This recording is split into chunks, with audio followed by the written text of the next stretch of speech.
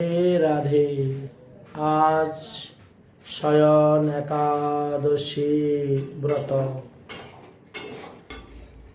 আজকের এই শুভ দিবসে আমি কাঁচরাপাড়া এসে উপস্থিত হয়েছি। কাঁচরাপাড়ার থেকে অনতি দূরে রানী রাসমণি ঘাটের দিকে পাশে শহীদ পল্লী ফুচকাপাড়া দুর্গা মন্দিরের পাশে এসে উপস্থিত হয়েছি। নিত্যধামগত সুশান্ত সরকারের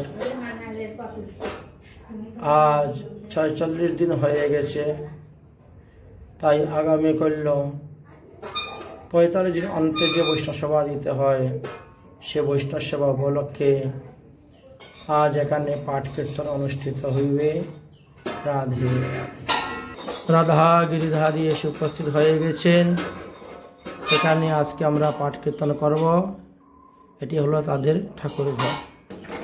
একাদশীর ফলাহার করা হচ্ছে তৈরি।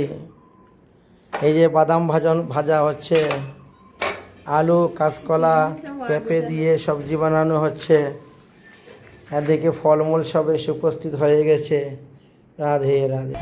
ইনি হলেন সেই সুশান্ত সরকার, নিত্যধামগত হয়ে গেছেন, ৩ পক্ষের উপরে হয়ে গেছে।